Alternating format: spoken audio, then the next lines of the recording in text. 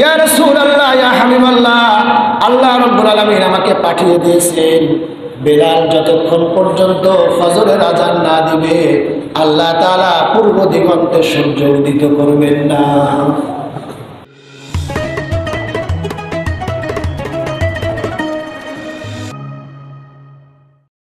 হযরত বেলাল রাদিয়াল্লাহু তাআলা আনহু তিনি ইসলামের প্রথম মুয়াজ্জিন। হযরত বেলালের কণ্ঠ যে খুব সুললিত কণ্ঠ ছিল তা কিন্তু নয়, তার কণ্ঠ তেমন ভালো ছিল না, তার উচ্চারণটা এলোমেলো ছিল। কাফেররা তার নির্যাতন করতে করতে তার জিহ্বার মধ্যে পেরাক গেঁথে দেওয়ার কারণে তার জিহ্বাটা আঘাতপ্রাপ্ত হয়েছিল, ক্ষতিগ্রস্ত হয়ে গিয়েছিল। এই জন্য তিনি শব্দগুলো ভালোভাবে উচ্চারণ করতে পারতেন না। আশহাদুর জায়গায় আসহাদু বলতেন।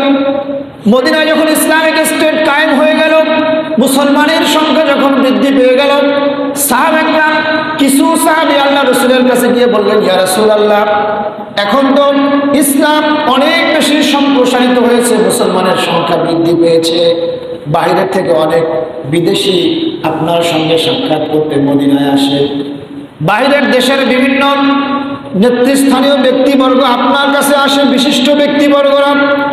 বেলালের আযানটা ভালো লাগে না, তার উচ্চারণটাও শুদ্ধ হয় না। ইয়া রাসূলুল্লাহ, ইয়া হাবিবাল্লাহ, বেলালকে পরিবর্তন করে একজন ভালো কণ্ঠের অধিকারীকে মুয়াজ্জিন নিযুক্ত করা হোক। আল্লাহ রাসূল এটা তিনি মনের থেকে সায় দিলেন না, কিন্তু সাহাবীদের প্রিয়াগুলির কারণে আল্লাহ রাসূল হযরতে বেলালকে সার করে ডেকে বললেন, বেলাল, আগামীকাল ফজর থেকে মসজিদে নববীতে তোমাকে আর আযান দিতে হবে না, নতুন মুয়াজ্জিন নিয়োগ হয়েছে, সেই কালকে ফজর থেকে আযান দিবে।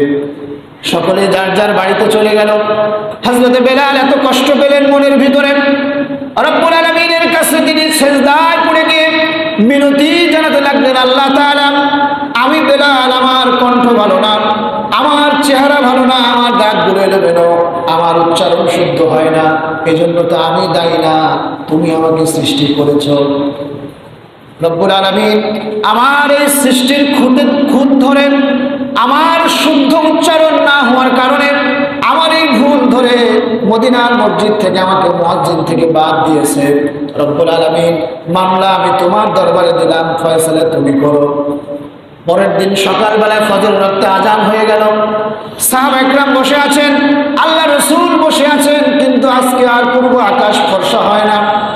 হযরত জিবরাইল এসে বললেন, ইয়া রাসূলুল্লাহ, ইয়া হাবিবাল্লাহ, আজকে কি হলো? আজকে কি মসজিদে নববীতে আযান হবে না ফজরের? আল্লাহ রাসূল ডেকে বললেন, জিবরাইল, আযান তো অনেক আগেই হয়ে গিয়েছে, নতুন মুয়াজ্জিন সুললিত কণ্ঠে আযান দিয়েছে। হযরত জিবরাইল ডেকে বললেন, ইয়া রাসূলুল্লাহ, ইয়া হাবিবাল্লাহ, প্রতিদিন বেলাল যখন ফজরের আযান দেয় মসজিদে নববীতে, এই আযানের ধ্বনি প্রথম আকাশে চলে যায়। শুধু প্রথম আকাশ নয়, আল্লাহ রাব্বুল আলামিনের আরশে আজিম পর্যন্ত পৌঁছে যায়। প্রথম আকাশে ফেরেশতারা হযরত বেলালের আযান শোনার পরে তারা তাদের রবের তাসবিহ পাঠ করা শুরু করে। ইয়া রাসূলুল্লাহ, ইয়া হাবিবাল্লাহ, আজকে তো কোনো আযানের আওয়াজ প্রথম আকাশে গেল না, আরশে আজিম থেকে আল্লাহ তাআলা শুনতে পেলেন না। ইয়া রাসূলুল্লাহ, ইয়া হাবিবাল্লাহ, আল্লাহ রাব্বুল আলামিন আমাকে পাঠিয়ে দিয়েছেন বেলাল যতক্ষণ পর্যন্ত ফজরের আযান না দিবে আল্লাহ তাআলা পূর্ব দিগন্তে সূর্য উদিত করবেন না। অতি দ্রুত বেলালকে দিয়ে আযান দেওয়ার ব্যবস্থা করেন। প্রিয় ভাইরা, এই ঘটনাটা আমি এজন্যই বললাম, সাইয়েদুনা বেলাল দেখতে ভালো না, তার কথাবার্তা শুদ্ধ না, গলায় কণ্ঠস্বর ভালো না, কিন্তু আল্লাহ রাব্বুল আলামিনের কাছে তিনি এতটাই প্রিয় হয়েছিলেন, তার আমলের কারণে তার মর্যাদা এতটা উপরে চলে গিয়েছিল, যার ফরিয়াদ শুনে আল্লাহ রাব্বুল আলামিন পূর্ব দিগন্তের সূর্যকে স্টপ করে দিলেন, যে বিলাল যতক্ষণ পর্যন্ত মসজিদে নববীতে আযান না দিবে, যার আযান আল্লাহ রাব্বুল আলামিনের আরশে আজিম পর্যন্ত পৌঁছে যায়। সুবহানাল্লাহি ওয়া বিহামদিহি। তাহলে